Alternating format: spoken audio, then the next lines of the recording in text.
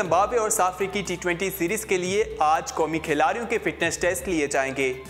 Pak Bharat world cup match में fixing की पेशकश उमर अकमल ने पंडोरा बॉक्स खोल दिया।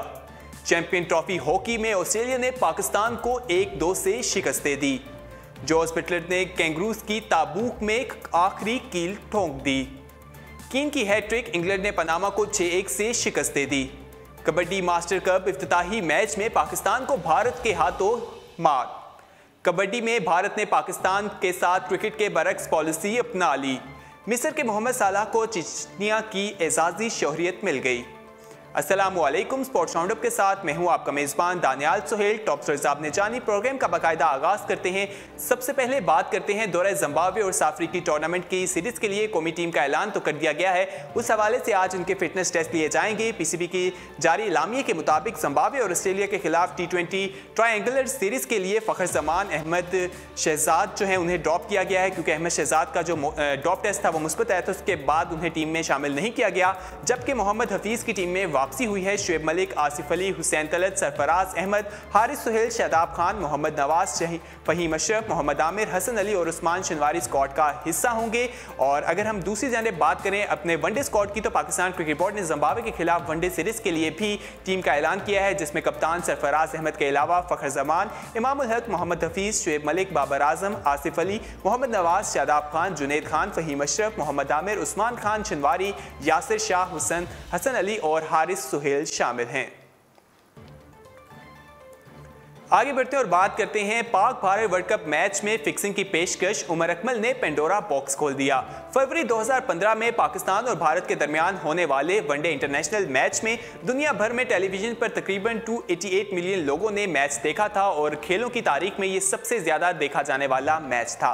तहम अब out of form Pakistani batsman Umar Akmal ने इस मैच के बारे में बयान देकर इसके बारे में काफी शकूक व शुबहात पैदा कर दिए हैं। टेस्ट क्रिकेटर उमर अकमल ने एक साल से ज्यादा अरसे से वो पाकिस्तानी टीम का हिस्सा नहीं है। वो क्रिकेट खेलें या ना खेलें, लेकिन खबरों में वो हमेशा ही रहते हैं। उमर अकमल ने अपने एक इंटरव्यू में इंकिशाफ किया है कि उन्हें 2015 के वर्ल्ड कप में मैच फिक्सिंग करने की पेशकश हुई थी। उमर अकमल ने इस पेशकश के बारे में टीम इंतजामिया और ICC को नहीं बताया था और अब ICC ने उमर अकमल के मुतनाज़ बयान पर उनके खिलाफ तहकीकात का आगाज कर दिया है। पाकिस्तान क्रिकेट बोर्ड ने मुतनाज़ा इंटरव्यू पर टेस्ट क्रिकेटर उमर अकमल को नोटिस जारी कर दिया है। PCB ने उमर अकमल को हिदायत की है कि वो 27 जून को PCB एंटी करप्शन यूनिट के सामने पेश हों। इस मैच में भारत ने पाकिस्तान को 74 रन से शिकस्त दी थी और उमर अकमल 0 पर आउट हो गए थे। इतवार को ICC तर्जुमान समीउल हसन ने बताया कि हम उमर अकमल के खिलाफ तहकीकात का आगाज कर रहे हैं और फौरी तौर पर उमर अकमल से मुलाकात करके उनका मौक़िफ़ जानना चाहेंगे। हमारा एंटी करप्शन यूनिट खेल से करप्शन के खात्मे के लिए इक़दामात कर रहा है और इस बारे में किसी के पास कोई मालूमात हो तो वो ICC से रब्ता कर सकता है।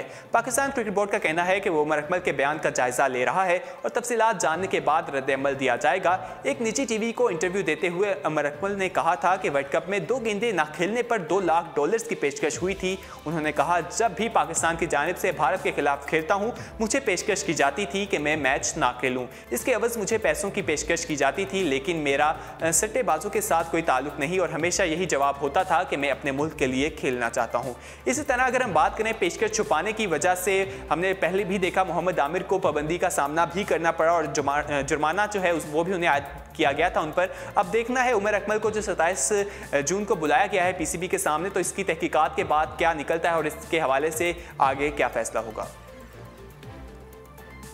आगे बढ़ते हैं और हॉकी की बात करते हैं। चैंपियन ट्रॉफी हॉकी में ऑस्ट्रेलिया ने पाकिस्तान को 1-2 से शिकस्त दे दी। हॉलैंड के शहर ब्रेडा में जारी इवेंट में पाकिस्तानी टीम ने अपना दूसरा मैच ऑस्ट्रेलिया के साथ खेला, जिसमें ग्रीन शर्ट्स ने उम्दा खेल पेश किया। मैच में पहले बढ़तरी भी पाकिस्तानी टीम ने हासिल की। ये गोल अहमद एजाज ने स्कोर किया, ताहम पहले क्वार्टर के आखिर में ऑस्ट्रेलिया ने एक बढ़तरी को खत्म कर दिया। इसके बाद दूसरे और तीसरे क्वार्टर में कोई गोल स्कोर न हो सका। अलबत्ता पाकिस्तानी गोलकीपर इमरान भट्ट ने ऑस्ट्रेलिया के कई खतरनाक हमलों को नाकाम बनाया।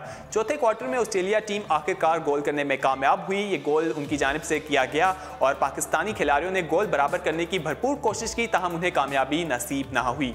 इससे कल पाकिस्तान को भारत के हाथों 4-0 से शिकस्त हुई थी और पाकिस्तान को अब दूसरी शिकस्त का सामना करना पड़ा है। आज जैसा कि आप जानते हैं कि चैंपियन ट्रॉफी का आगाज पाकिस्तान और भारत के मैच से हुआ था, लेकिन पाकिस्तान उस मैच में कोई भी गोल करने में कामयाब नहीं हुआ था, लेकिन भारत की जानिब से 4 गोल किए गए थे। अब देखना है जो आगे पाकिस्तानी टीम के मैचेस मैचेस होंगे वो कैसे रहेंगे और गैर मुल्की कोच के बाद जो उनकी खिदमत हासिल की गई हैं उसके बाद पाकिस्तानी हॉकी टीम की परफॉर्मेंस के हवाले से भी ये इवेंट काफ़ी अहम है। आगे बढ़ते हैं और क्रिकेट की ही बात करते हैं। जोस बटलर ने कैंगरूज के ताबूक में आखिरी कील ठोंक दिया, जबकि 5वां टेस्ट मैच में 1 विकेट के फतह से इंग्लैंड ने ऑस्ट्रेलिया को व्हाइट वॉश कर दिया है। 5वें और आखिरी वनडे मैच में इंग्लैंड ने 206 रन का हदफ नहायत मायूस कुन अंदाज में शुरू किया, जब उसकी पांचों विकेटें 53 रन पर गिर गई थी। अगर हम उनके प्लेयर्स की बात करें तो जेसन रोय जो है वो 1 रन बना पाए थे, इसी तरह जॉय रूट भी 1 रन बना पाए, मॉर्गन जो है वो 0 पर आउट हो गए, हिल्स जो है 20 रन बनाकर पवेलियन वापस लौटे, मोइन अली जो है उन्होंने 16 रन बनाए थे। इसी तरह उनके जो प्लेयर्स हैं वो ज़्यादा अच्छी परफॉर्मेंस नहीं दिखा पाए थे। हदफ के करीब आदिल रशीद जो है उन्होंने भी 20 रन बनाए और आउट हो गए। ताहम दूसरे एंड पर मौजूद जो बिटर्स हैं वो डटे रहे और आखिर में उन्होंने चौके भी लगाए और काफ़ी छक्के भी लगाए, उसकी वजह से उनकी टीम जो है जीत गई थी। उन्होंने 122 बॉल्स पर 1 छक्के और 12 चौकों की मदद से 110 रन बनाए थे। उससे कबल मोइन खान की तबाहकुन बॉलिंग की बदौलत ऑस्ट्रेलियाई टीम जो है 54 ओवर्स की चौथी बॉल पर सिर्फ 205 रन पर ऑल आउट हो गई थी और उनकी जानिब से हमने देखा था कि काफ़ी ज़बरदस्त खेला गया है। ऑस्ट्रेलिया के खिलाफ जो सीरीज़ है वो उन्होंने व्हाइट वॉश भी किया है इंग्लैंड की टीम ने और इंग्लैंड काफ़ी ज़बरदस्त खेलता हुआ हमें दिखाई दिया है। आगे बढ़ते हैं और फुटबॉल की बात करते हैं। Mega event FIFA world cup जारी है, जिसमें कीन की हैट्रिक हो चुकी है और इंग्लैंड ने पनामा को 6-1 से शिकस्त दे दी है। कप्तान हैरी केन की हैट्रिक की बदौलत फुटबॉल वर्ल्ड कप के 11वें रोज इंग्लैंड ने पनामा को दिफा के नीचे रोनते हुए 1 के मुकाबले में 6 गोल से फतह हासिल की।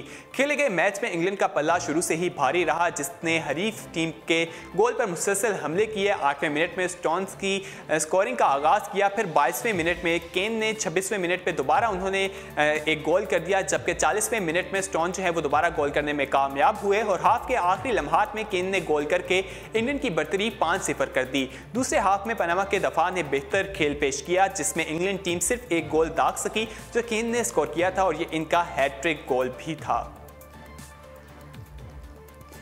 आगे बढ़ते हैं और कबड्डी की बात करते हैं। कबड्डी मास्टर कप इफ्तिताही मैच में पाकिस्तान को भारत के हाथों मार। कबड्डी मास्टर कप के इफ्तिताही मैच में पाकिस्तान और भारत के खिलाफ 26-20 से शिकस्त का सामना करना पड़ा।